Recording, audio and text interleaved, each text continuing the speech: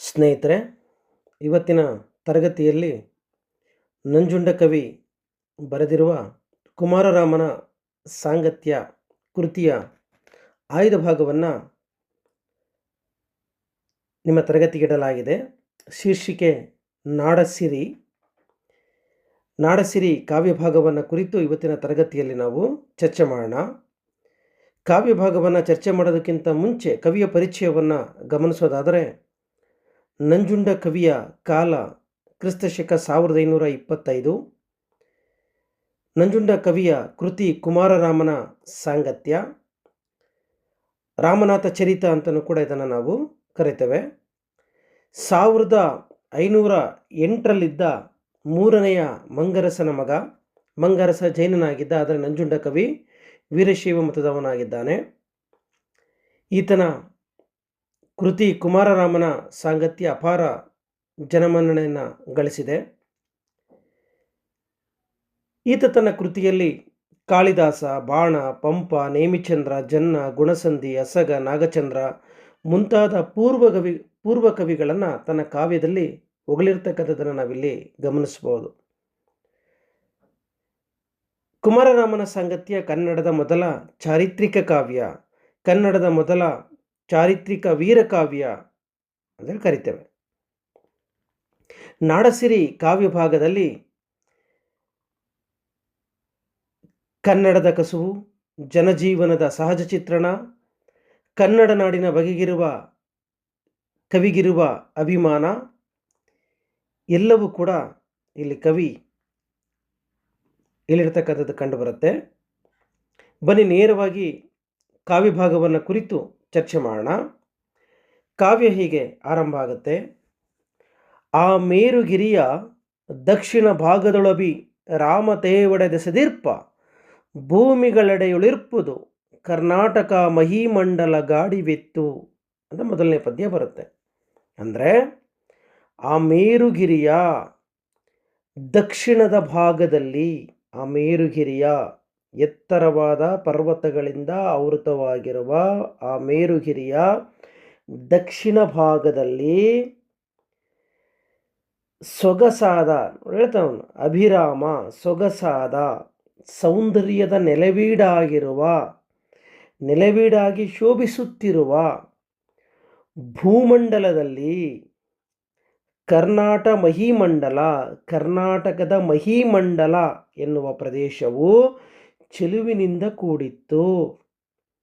ಆ ಮೇರುಗಿರಿಯ ದಕ್ಷಿಣ ಭಾಗದಲ್ಲಿ ಸೊಗಸಾದ ಸುಂದರವಾಗಿರ್ತಕ್ಕಂತಹ ಭೂಮಂಡಲದಲ್ಲಿ ಕರ್ನಾಟಕ ಮಹೀಮಂಡಲ ಎನ್ನುವ ಪ್ರದೇಶವು ಚೆಲುವಿನಿಂದ, ಸೌಂದರ್ಯದಿಂದ ಕೂಡಿತ್ತು ಅಂತೇಳಿ ಮೊದಲನೇ ಪದ್ಯ ಹೇಳುತ್ತೆ. ಎರಡನೇ ಪದ್ಯ ಹೀಗಿದೆ. ಕಾವೇರಿಯಿಂದ ಗೋದಾವರಿವರೆಗಮಿ ಇದ್ದ ವಸುಧಾ ತಳವಳೆಯ ಭಾವಿಸೆ ಕರ್ನಾಟಕ ಜನಪದವದ ನಾನೊಲಿದು ಬಣ್ಣಿಸುವನು. ಕನ್ನಡ ನಾಡಿನ ಎಲ್ಲೆಯನ್ನು ಕುರಿತು ನಂಜುಂಡ ಕವಿ ಮಾತಾಡ್ತಾ ಇರತಕ್ಕಂಥದ್ದು.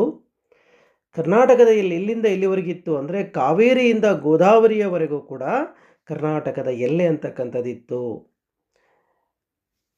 ಕರ್ನಾಟಕದ ಕೊಡಗು ಪ್ರಾಂತ್ಯದಿಂದ ನೀವು ಮಹಾರಾಷ್ಟ್ರದವರೆಗೂ ಕೂಡ ಈ ಕರ್ನಾಟಕ ಅಂತಕ್ಕಂಥದ್ದು, ಕನ್ನಡ ನಾಡು ಅಂತಕ್ಕಂಥದ್ದು ಅವತ್ತು ವಿಶಾಲವಾಗಿ ಹರಡಿಕೊಂಡಿತ್ತು. ಕಾವೇರಿಯಿಂದ ಗೋದಾವರಿ ನದಿಯವರೆಗೂ ಕೂಡ ವ್ಯಾಪ್ತಿಯನ್ನು ಪಡೆದಿರುವ ಈ ಭೂಮಿ, ಈ ಪ್ರದೇಶ ಕರ್ನಾಟಕದ ಜನಪದವನ್ನು, ಈ ಪ್ರದೇಶವನ್ನು ನಾನು ಹೇಗೆ ಬಣ್ಣಿಸಲಿ, ಹೇಗೆ ವರ್ಣಿಸಲಿ ಈ ಪ್ರದೇಶವನ್ನು, ಇಂತಹ ನಾಡನ್ನು, ಕಾವೇರಿಯಿಂದ ಗೋದಾವರಿಯವರೆಗೂ ಕೂಡ ಹರಡಿಕೊಂಡಿರುವ ಈ ಭೂಮಂಡಲದಲ್ಲಿರುವ ಈ ಭೂಪ್ರದೇಶವನ್ನು, ಕರ್ನಾಟಕ ಎನ್ನುವ ಭೂಪ್ರದೇಶವನ್ನು ನಾನು ಹೇಗೆ ವರ್ಣಿಸಲಿ ಅಂತೇಳಿ ಕವಿ ಸಂಭ್ರಮದಿಂದ ವರ್ಣಿಸ್ತಾ ಇರ್ತಕ್ಕಂಥದ್ದು. ಮೂರನೇ ಪದ್ಯ ಹೇಗಿದೆ. ಬೊರಮೆಯುಟ್ಟಲ್ಲದಿಟ್ಟ ದೂಕುಲದ ಸೀರೆಗಳಂತೆ ಕಂಗೊಳಿಪ ಭೂರಿ ನದಿಗಳ ಕರ್ನಾಟಕ ಭೂಮಿಯೊಳರಂತೆ ಪರಿದೆಸೆದಿಹವು. ಭೂರಮೆ ಅಂತ ಹೇಳ್ತಾನೆ. ಭೂರಮೆ ಅಂದರೆ ಭೂದೇವಿ. ದೂಕುಲ ಅಂದರೆ ಆ ಭೂದೇವಿ ರೇಷ್ಮೆ ಸೀರೆಯನ್ನು ಹುಟ್ಟಿದ್ದಾಳೆ. ಭೂರಿ ನದಿ ಅಂದರೆ ದೊಡ್ಡದಾಗಿ ಹರಿತಕ್ಕಂಥ ನದಿಗಳು. ಹೊರಂತೆ ಅಂದರೆ ನಿರಂತರವಾಗಿ ಹರಿತಕ್ಕಂಥ ನದಿಗಳು ಈ ನಾಡಲ್ಲಿದ್ದು ಅಂತ ಕವಿ ಇಲ್ಲಿ ವರ್ಣಿಸ್ತಾ ಇದ್ದಾನೆ. ಏನು ಭೂದೇವಿಯು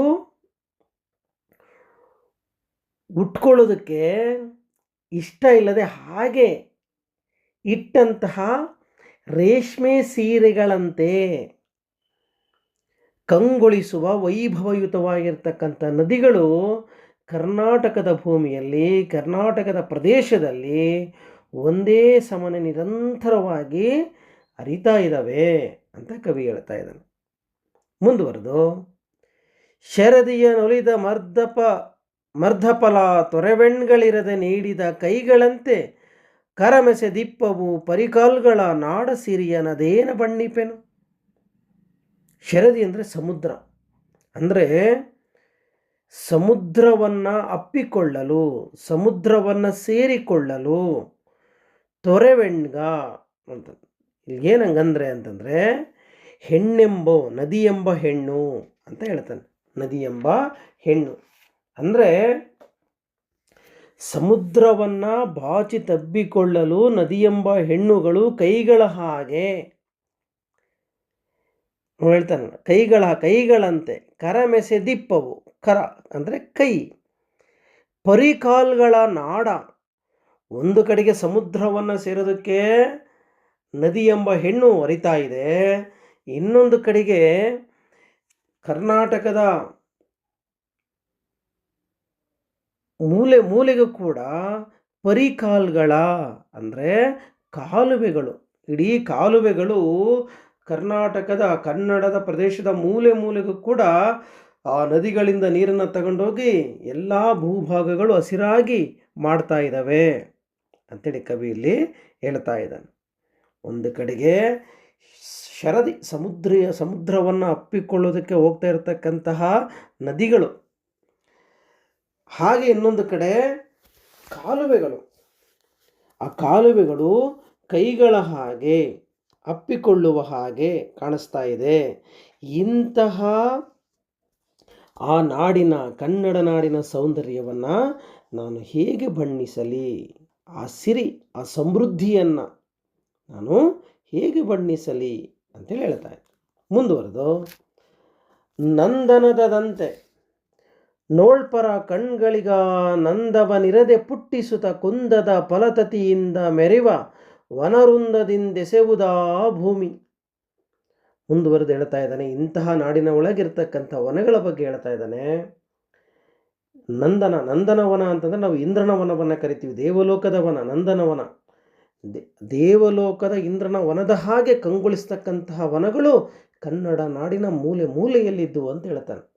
ದೇವಲೋಕದ ಇಂದ್ರನ ತೋಟ ಆ ನಂದನವನ, ಆ ನಂದನವನದಂತೆ ನೋಡುವವರ ಕಣ್ಣುಗಳಿಗೆ ಆನಂದವನ್ನು ಹುಟ್ಟಿಸುವ ಹಾಗೆ ಈ ನಾಡಿನಲ್ಲಿ ವನಗಳ ಸಮೂಹ ಅಂತಕ್ಕಂಥದ್ದಿತ್ತು. ಆ ಸಮೂಹವು ಯಾವತ್ತೂ ಕೂಡ ಕ್ಷೀಣಿಸದೆ, ಆ ಸಮೂಹಗಳಲ್ಲಿ ಫಲಸಮೂಹದಿಂದ ಅನೇಕ ರೀತಿಯ ನೋಡಿ ಹೇಳ್ತಾನೆ ಅವನು. ತತಿ ಅಂದರೆ ಸಮೂಹ, ಕುಂದದ ಅಂದರೆ ಅಕ್ಷಯವಾಗದೇ ಇರತಕ್ಕಂಥ, ನಾಶವಾಗದೇ ಇರತಕ್ಕಂಥ ಆ ನಂದನವನಗಳು ಹೆಂಗಿದ್ವು ಅಂತಂದರೆ ವ್ಯಾಪಿಸಿಕೊಂಡು ಕಾಡು ಅಂತಕ್ಕಂಥದ್ದು ವನಗಳು ಹರಡಿಕೊಂಡಿತ್ತು. ಅರಣ್ಯ ಪ್ರದೇಶ ಅಂತಕ್ಕಂಥದ್ದಿತ್ತು. ಎಲ್ಲಿ ನೋಡಿದರೂ ಕೂಡ ಅರಣ್ಯ ಅಂತಕ್ಕಂಥದ್ದು ವನಗಳು ವ್ಯಾಪಿಸಿಕೊಂಡಿದ್ದು, ಕಡಿಮೆನೇ ಇಲ್ಲ, ಅಕ್ಷಯ, ನಾಶವಾಗದ ಹಾಗೆ ಅದರ ಸಮೂಹ, ಅದರಲ್ಲಿ ಫಲಪುಷ್ಪಗಳಿಂದ ಆವೃತವಾಗಿತ್ತು ಆ ನಂದನವನ. ಹೀಗೆ ಕನ್ನಡ ನಾಡು ಅಂತಕ್ಕಂಥದ್ದು ಇತ್ತು. ಇಂತಹ ಕರ್ನಾಟಕದಲ್ಲಿ ಹೀಗೆ ಇಂದ್ರನ ವನವನ್ನೇ ನಾಚಿಸುವ ಹಾಗೆ ಅನೇಕ ವನಗಳು ಫಲಗಳಿಂದ ಆವೃತವಾಗಿತ್ತು. ಇವುಗಳನ್ನು ನೋಡುವ ಕಣ್ಣುಗಳಿಗೆ ಆನಂದವನ್ನು ಉಂಟು ಮಾಡ್ತಾ ಇತ್ತು ಅಂತ ಕವಿ ಹೇಳ್ತಾನೆ. ಮುಂದುವರೆದು, ಇಂತಹ ನಂದನವನದಲ್ಲಿದ್ದಂತಹ ಹಣ್ಣುಗಳು, ಪುಷ್ಪಗಳು ಯಾವುದು ಹಾಗಾದರೆ ಮುಂದಿನ ಪದ್ಯದಲ್ಲಿ ಹೇಳ್ತಾನೆ ಕವಿ. ನಾರಿಕೇಳಾಮ್ರ, ಪನಸ, ಕದಳಿ, ಖರ್ಜೂರ, ಚಂದನ, ಚಂಪಕಗಳ ಆರಾಮದಿಂದ ರಂಜಿಸುತ್ತಿಹುದುದು ಕಣ್ಗ ಪಾರಣೆಯನು ಪಾಂತಜನದ. ನೋಡಿ ಯಾವ್ಯಾವ ಫಲಗಳಿದ್ವು ಇಲ್ಲಿ. ನಾರಿಕೇಳ, ತೆಂಗಿನ ಗಿಡಗಳಿದ್ದು, ತೆಂಗಿತ್ತು. ಆಮ್ರ, ಆಮ್ರ ಅಂತಂದರೆ ಮಾವು, ಪನಸ ಅಂತಂದರೆ ಹಲಸು, ಕದಳಿ ಬಾಳೆಗಿಡ, ಬಾಳೆಗಿಡ, ಖರ್ಜೂರ, ಚಂದನ ಶ್ರೀಗಂಧದ ಮರ, ಚಂಪಕ ಸಂಪಿಗೆಯ ಮರಗಳು. ಈ ವನಗಳಲ್ಲಿ ತೆಂಗು, ಮಾವು, ಹಲಸು, ಬಾಳೆ, ಖರ್ಜೂರ, ಶ್ರೀಗಂಧ, ಸಂಪಿಗೆ ಮರಗಳಿಂದ ಆರಾಮದಿಂದ ರಂಜಿಸುತ್ತಿರುವುದು. ಆರಾಮ ಅಂದರೆ ಉದ್ಯಾನವನಗಳು ಇಂತಹ ಫಲಪುಷ್ಪಗಳಿಂದ ಸಮೃದ್ಧಿಯಾಗಿ ಅವು ಆನಂದದಿಂದ ಇದ್ದುವು. ಕಣ್ಣಿಗೆ ಪಾರಣೆಯನು, ಕಣ್ಣಿಗೆ ಆನಂದವನ್ನು, ಕಣ್ಣಿಗೆ ಒಂದು ರೀತಿಯ ಹಬ್ಬದ ಸಂಭ್ರಮವನ್ನು ತಂದು ಕೊಡ್ತಾ ಇತ್ತು. ಯಾರಿಗೆ? ಪಾಂತ ಜನದ. ಪಾಂತ ಅಂದರೆ ಪ್ರವಾಸಿಗರು, ದಾರಿ ಹೋಕರು. ಆ ಕರ್ನಾಟಕದ ಭೂಭಾಗದಲ್ಲಿ ಅಡ್ಡಾಡುವ ಪ್ರವಾಸಿಗರಿಗೆ ಇಂತಹ ವನಗಳನ್ನು, ಅಲ್ಲಿರುವ ಫಲಪುಷ್ಪಗಳನ್ನು ನೋಡಿ ಅವರ ಕಣ್ಣುಗಳು, ಅವರ ನೇತ್ರಗಳು ಆನಂದಭರಿತವಾಗ್ತಾ ಇದ್ವು ಅಂತ ಹೇಳ್ತಾನೆ ಕವಿ. ಮುಂದುವರೆದು, ದೇವನಂದಿ ಮಾತೃ ಕೋರ್ವರೆಯಿಂದದು ದೇವಲೋಕವನೇಳಿಸುತ್ತ ಭೂವನಿತೆಯ ಧಾನ್ಯ ದಕ್ಷಯ ನಿಧಿಯಂ ತಾವಾಗ ಮೆಸೆದಿರುತ್ತಿಹುದು. ಅಷ್ಟೇ ಅಲ್ಲ, ದೇವನದಿ ಗಂಗೆಯಂತೆ ಹರಿತಾ ಇರ್ತಕ್ಕಂತಹ ದೊಡ್ಡ ದೊಡ್ಡ ನದಿಗಳನ್ನು ನಾವಿಲ್ಲಿ ಗಮನಿಸ್ಬೋದು. ನೀವು ತುಂಗಭದ್ರಾ ಆಗಿರ್ಬೋದು, ಕೃಷ್ಣ, ಕಾಳಿ,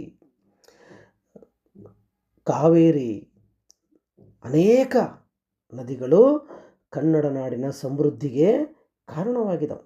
ಶರಾವತಿ, ಅನೇಕ ನದಿಗಳು ಕನ್ನಡ ನಾಡಿನ ಸಮೃದ್ಧಿಗೆ ಅವು ಕಾರಣವಾಗಿದ್ದವು. ಹಾಗಾಗಿ ದೇವನದಿ ಗಂಗೆಯ ಹಾಗೆ ಯಾವಾಗಲೂ ಹರಿತಕ್ಕಂಥ ಅನೇಕ ದೊಡ್ಡ ನದಿಗಳು ಈ ನಾಡಲ್ಲಿ ಹರಿತವೆ. ಸಾಕ್ಷಾತ್ ದೇವಲೋಕವೇ ಆಗಿದೆ ಈ ನಾಡು, ಈ ಪ್ರದೇಶ. ಹೀಗೆ ಭಾಸವಾಗುವ ಹಾಗೆ ಈ ಕರ್ನಾಟಕ ಭೂಮಿಯು ಅಕ್ಷಯವಾಗದೇ ಇರುವ, ನಾಶವಾಗದೇ ಇರುವ ಧಾನ್ಯದ ನಿಧಿ, ಭತ್ತದ ಕಣಜವಾಗಿತ್ತು. ಧಾನ್ಯದ ನಿಧಿ, ಭತ್ತದಿರುವ ಕಣಜವಾಗಿತ್ತು ಈ ನಾಡು ಅಂತೇಳಿ ಹೇಳ್ತಾನೆ. ಬೇಡಿದಷ್ಟು ಮಳೆಯಾಗ್ತಕ್ಕಂತಹ ಭೂಮಿಯಾಗಿತ್ತು ಈ ನಾಡು ಅಂತೇಳಿ ಕವಿ ಹೇಳ್ತಾನೆ. ಮುಂದುವರೆದು, ಇಂತಹ ನಾಡಲ್ಲಿ ಮತ್ತೇನಿತ್ತು? 8ನೇ ಪದ್ಯದಲ್ಲಿ ಹೇಳ್ತಾನೆ ಹೀಗೆ: ಅಳಿಯಿಲ್ಲದ ಅಂಬುಜ, ಅಂಬುಜವಿಲ್ಲದ ಕೊಳ, ಕೊಳನಿಲ್ಲದ ರಾಮ, ವಿಲಸಿತಾರಾಮವಿಲ್ಲದ ಕಾಲೂರ್ಗಳ ಇಳೆಯೊಳಿಲ್ಲೆಲ್ಲಿ ನೋಡಿದರು. ದುಂಬಿಗಳಿಲ್ಲದ ಕಮಲಗಳು, ಕಮಲಗಳಿಲ್ಲದ ಸರೋವರಗಳು, ಸರೋವರಗಳು ಇಲ್ಲದ ತೋಟಗಳು, ತೋಟಗಳಿಲ್ಲದ ಊರುಗಳು ಕರ್ನಾಟಕದಲ್ಲಿ ಇಲ್ಲವೇ ಇಲ್ಲ. ಎಲ್ಲಿ ನೋಡಿದ್ರು ನಿಮಗೆ ಅಲ್ಲಿ ದುಂಬಿಗಳಿಂದ ಆವೃತವಾಗಿರುವ ತಾವರೆಯ ಸಮೂಹ,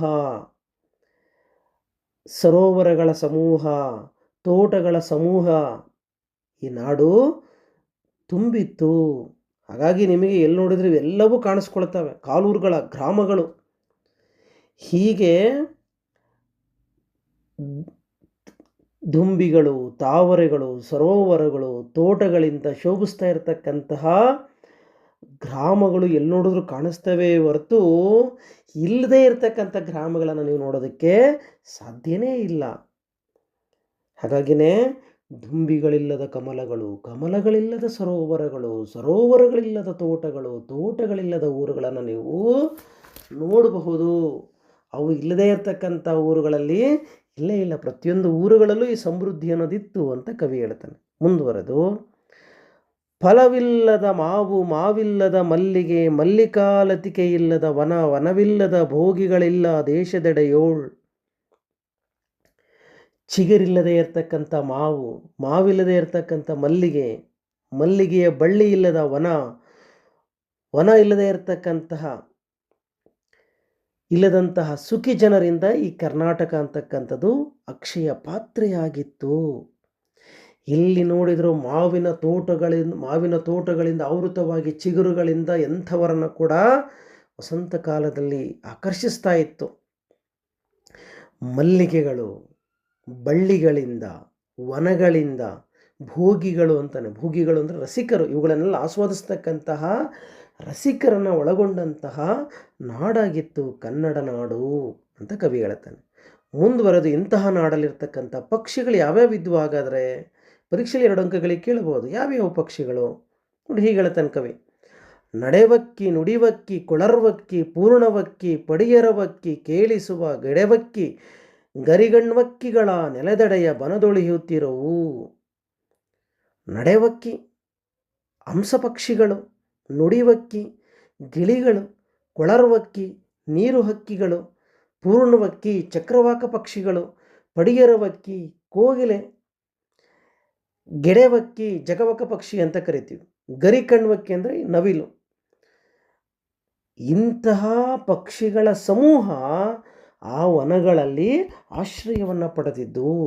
ಹೀಗೆ ಕನ್ನಡ ನಾಡು ಫಲ ಪುಷ್ಪ ಪಕ್ಷಿಗಳಿಂದ ಸಮೃದ್ಧಿಯಿಂದ ಕೂಡಿತ್ತು, ನದಿ ಕೊಳಗಳಿಂದ ಸಮೃದ್ಧಿಯಿಂದ ಕೂಡಿತ್ತು. ಕವಿ ಮೈದುಂಬಿ ಹಾಡ್ತಾ ಇದ್ದಾನೆ. ಆರಂಭದ ಕುಮಾರರಾಮನ ಸಂಗತಿದ ಆರಂಭದಲ್ಲಿ ಕನ್ನಡ ನಾಡಿನ ವರ್ಣನೆಯನ್ನು ಕವಿಯಲ್ಲಿ ಮಾಡ್ತಾ ಇದ್ದಾನೆ.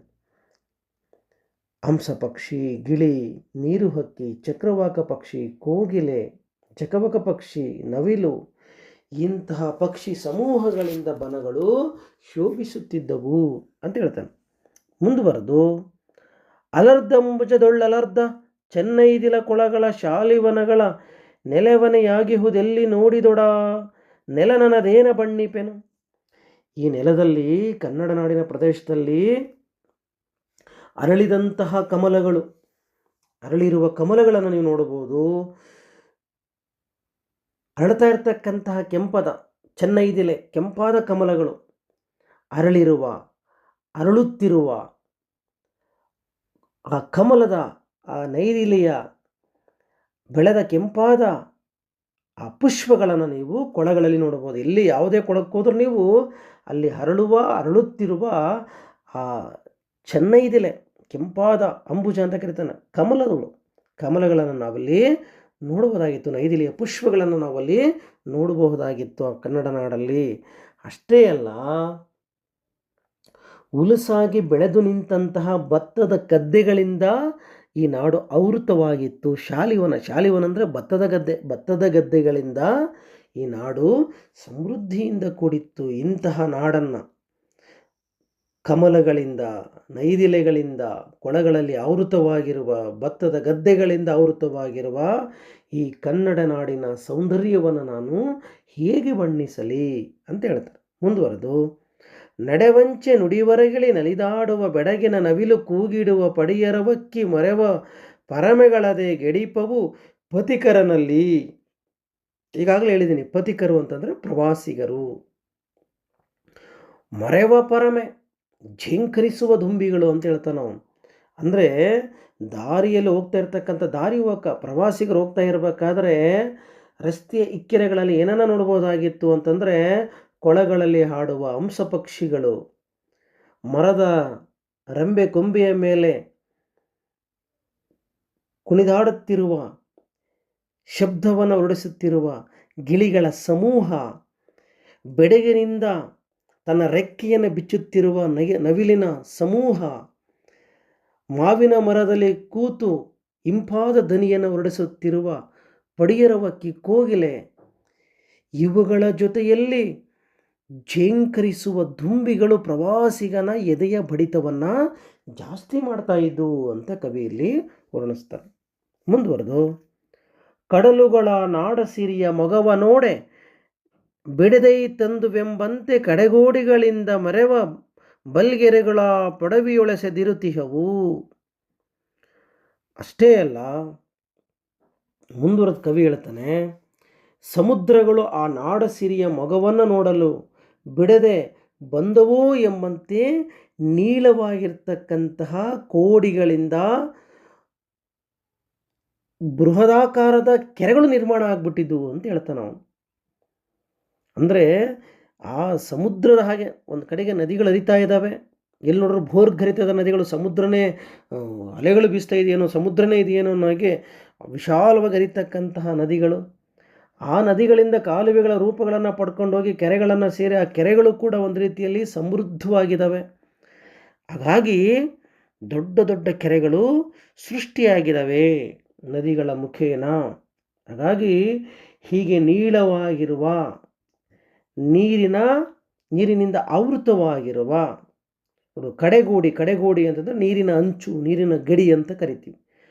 ಬಲ್ಗೆರೆ ಅಂತಂದರೆ ದೊಡ್ಡದಾಗಿರ್ತಕ್ಕಂತಹ ಕೆರೆಗಳಿಂದ ಆವೃತವಾಗಿರ್ತಕ್ಕಂಥ, ಪೊಡವಿ ಅಂದರೆ ಅಡವಿ. ಹೀಗೆ ಅರಣ್ಯ ಭಾಗದಲ್ಲಿ ನಾವು ಒಂದು ರೀತಿಯಲ್ಲಿ ಭೋರ್ಗರಿತಕ್ಕಂಥ ನದಿಗಳನ್ನು ನಾವಲ್ಲಿ ನೋಡ್ಬೋದು.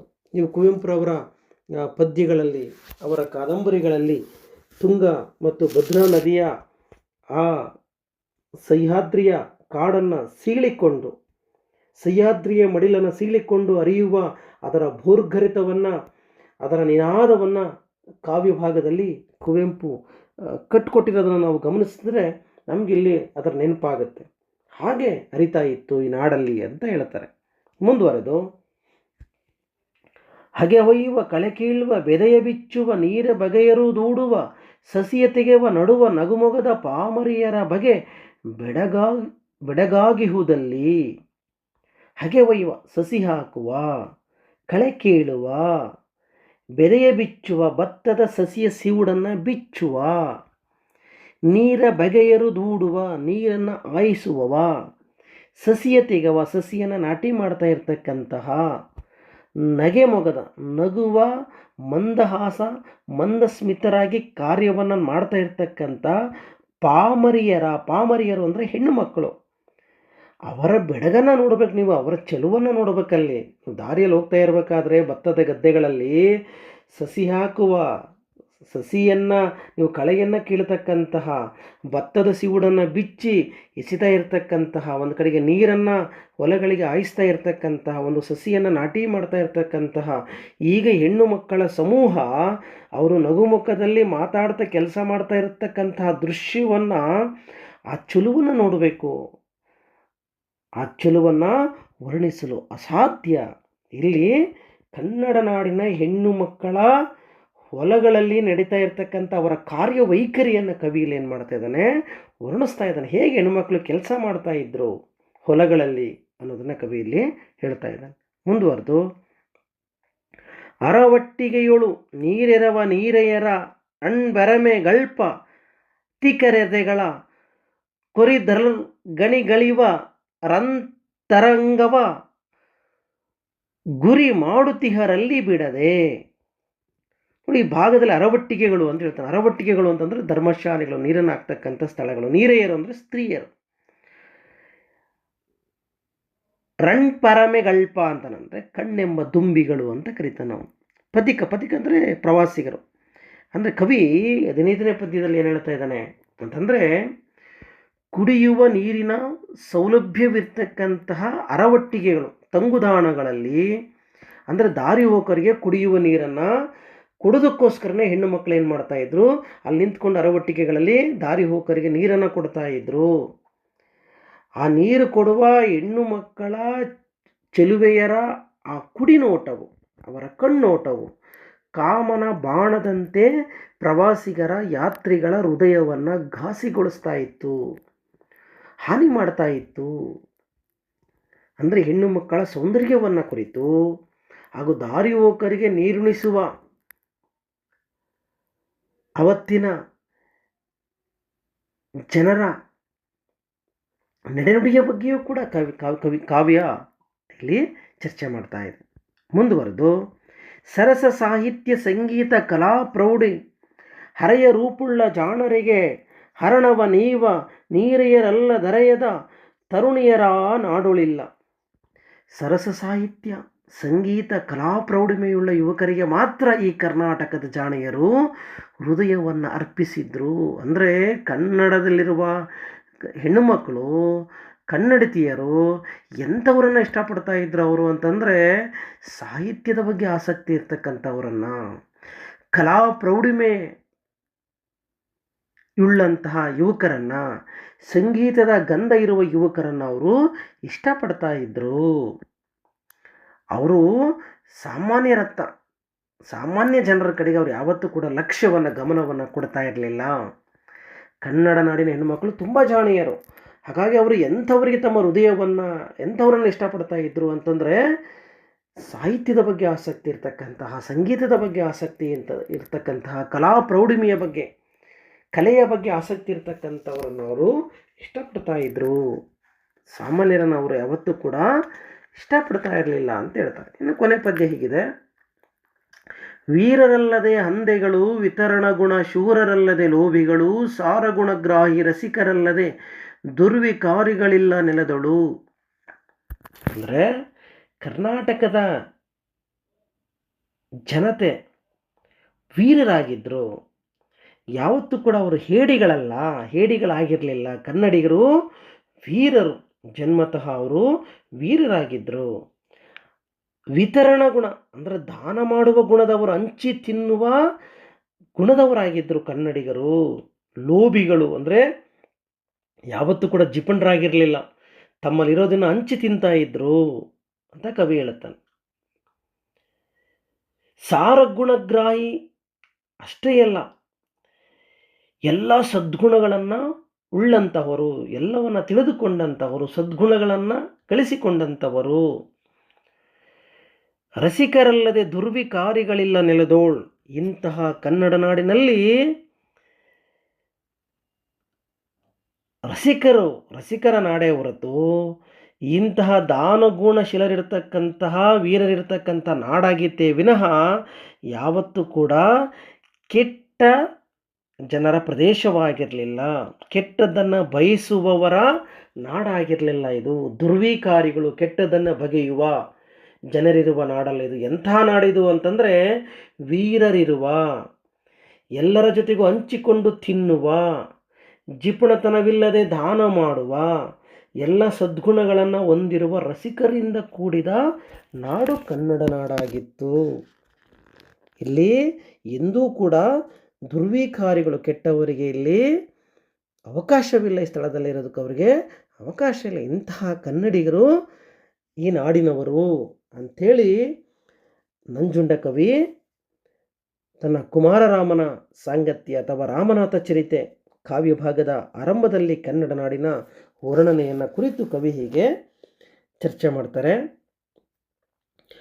ನೀವು ಇದರಲ್ಲಿ 2 ಅಂಕಗಳಿಗೆ ಅಥವಾ ಸಂದರ್ಭಕ್ಕೆ, ಭಾವಾರ್ಥಕ್ಕೆ, ದೀರ್ಘ ಪ್ರಶ್ನೆಗೆ ಕೇಳೋ ಸಾಧ್ಯತೆ ಇರುತ್ತೆ. ಹಾಗಾಗಿ ಎಲ್ಲ ನೆಲೆಗಳಲ್ಲೂ ಕಾವ್ಯ ಭಾಗವನ್ನು ಗಮನಿಸಬೇಕಾಗತ್ತೆ. ಆ ತೊರೆಬೆಣ್ಗಳಿರದೆ ನೀಡಿದ ಕೈಗಳಂತೆ ಅಂತ ಸಾಲು ಕೇಳಬಹುದು ಸಂದರ್ಭಕ್ಕೆ, ಅಥವಾ ಆರಾಮದಿಂದ ರಂಜಿಸುತ್ತಿಹುದು ಅಂತ ಕೇಳಬಹುದು.